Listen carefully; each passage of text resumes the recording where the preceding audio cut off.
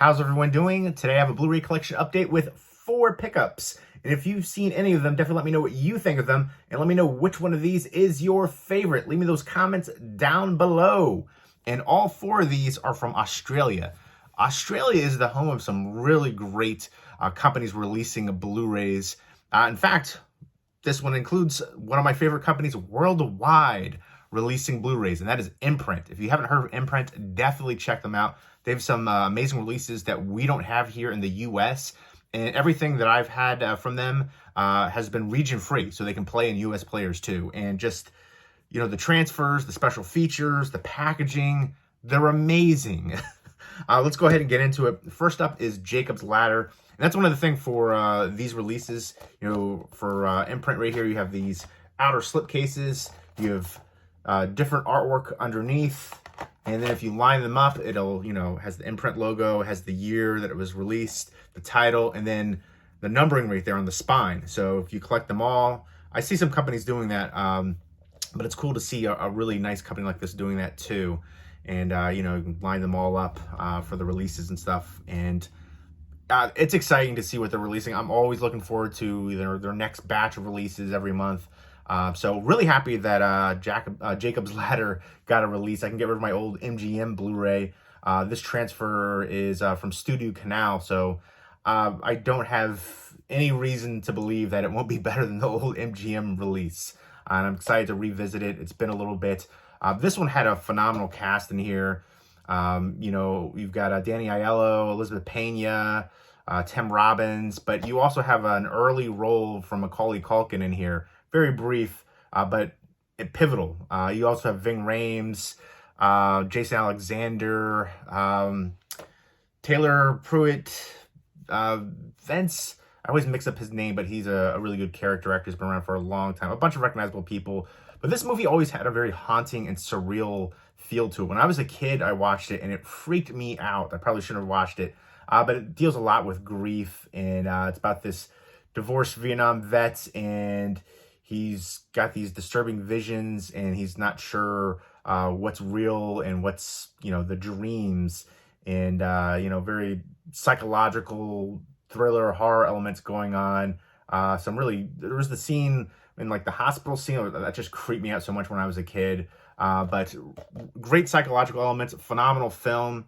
It's directed by Adrian Lin, who directed a bunch of films dealing with relationships and being unfaithful, including was Deep Water was the recent one with Ben Affleck and Ana de Armas. I haven't seen that one yet. And the movie Unfaithful, which is a classic. 9.5 Weeks, which is a crazy lustful one. But Fatal Attraction.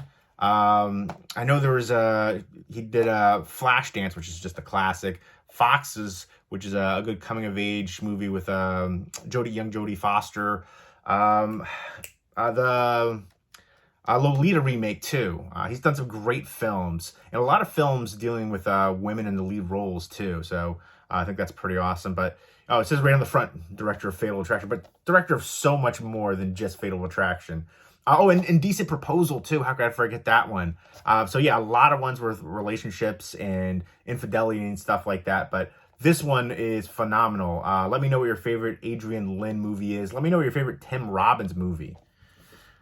Next up is one that I haven't seen. In fact, the next 2 movies I haven't seen, there's a TV show at the end. I'll Sleep When I'm Dead. This has a phenomenal cast. Clive Owen, Charlotte Rampling, Jonathan Rhys-Meyers, and Malcolm McDowell. And I'm not familiar with this one, but I know the director, Mike Hodges, directed a film that I absolutely loved growing up as a kid. Flash Gordon, classic. That Queen soundtrack is so amazing. But this is about an ex-gangster who thought he, you know, got his soul back by leaving that life. But he, you know, the criminal underground, he is sucked back into it because he finds out that his brother was murdered, and he's trying to avenge his brother's passing. And let me actually go ahead and show you, before I go down to that one, the interior. You know, you got the outer slipcase. Give you a look at the whole packaging right there. Bevy of bonus features. Love that shot. And then you get interior artwork as well. Tim Robbins in the bathtub, it looks like. But just beautiful releases. And again, I feel like they deserve so much more credit and accolades.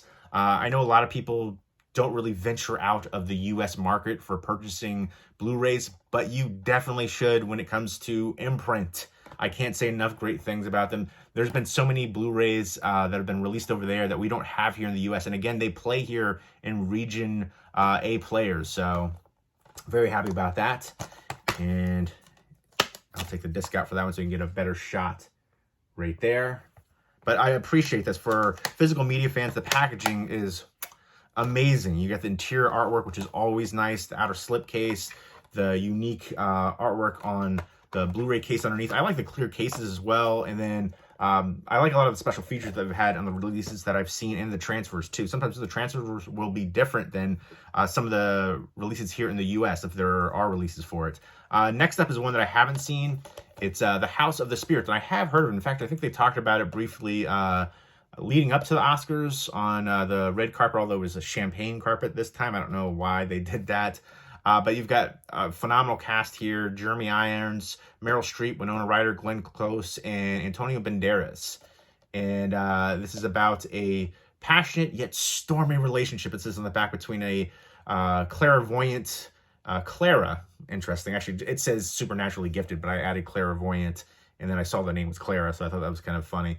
And then her controlling husband, Esteban, who I guess is dealing with a lot of changes, and he doesn't want to change politically or personally. So again, the cast is phenomenal here, and I believe this takes place in South America. So there we go. I don't know too much about this one. I actually, just heard about it recently, in fact, but there we go. Nice interior shot again. Love the artwork choices that they're choosing in here. They really stand out. And again, just little touches like that. Different artwork underneath. A lot of times companies will release, a slipcover or outer slipcase and then have the same artwork. And I feel like that's a little lazy, but this is the proper way to do it. I can't say I'm gushing over here because I am a genuine fan of imprint. And, you can see right there, 205, 206, and 207. And I wish I was able to have all of them. I haven't been able to do that, but they have so many incredible releases, and just the releases are complete packages. And then the TV series right here, which this is the first time I believe this has been available on high def on Region A compatible. There was a complete series release and a best of Volume 1 release in Germany, but I believe that was not region free. So this is the first time. We don't have it here in the US on Blu-ray. It's Rawhide, the complete first season. Clint Eastwood, his breakout role. I remember reading that he used the same boots and one of the same guns as he did in a lot of the spaghetti Western movies that really propelled his career. And this is just a classic Western TV show. When I think of like Western TV shows, classic ones, I think of Bonanza, probably like my third on that list, but Rawhide and Gunsmoke. Gunsmoke probably number one for me, then Rawhide. Let me know what your favorite Western TV show is. And then, currently you have Yellowstone, and there was 1883. And then I know that you have the other prequel one too, which 1883 is more like a mini-series, and then so like 1927 or something like that. But I love Yellowstone. I loved 1883. But a classic right here, Western TV show. Really awesome, and happy to be able to see this now on high def.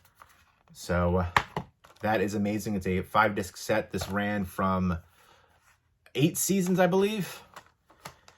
And there you go. Nice swing tray. And then you have the episode guide right there too. So that's awesome. And the interior. And then even you take that disc out, there is some artwork down at the bottom. So just awesome releases right here. Very happy to pick this up. This is a Via Vision release. Another Australian company right there. So very happy for these. Can't wait to revisit Jacob's Ladder and check out this transfer from Studio Canal. And then I haven't checked out I'll Sleep When I'm Dead or House of the Spirits, but I'm definitely excited for them, especially I'll Sleep When I'm Dead. That cast, but the cast for both of these are incredible, in fact. Let me know what your favorite Clive Owen movie is. Let me know what your favorite, this is going to be a tough one. I feel like Meryl Streep movie. So many great ones that she's been in. And, you know, one that I think is really underrated from with Clive Owen in it is Closer. That cast, Julia Roberts, Natalie Portman. I love that movie so friggin' much. So that is one I always try to recommend. It's, you know, relationship drama, but it's just incredible to me. It doesn't get enough love, but there we go. Let me know if you've seen any of these ones and what you think of them. And let me know which one of these is your favorite. Leave me those comments down below. And I hope everybody's doing well. Take care.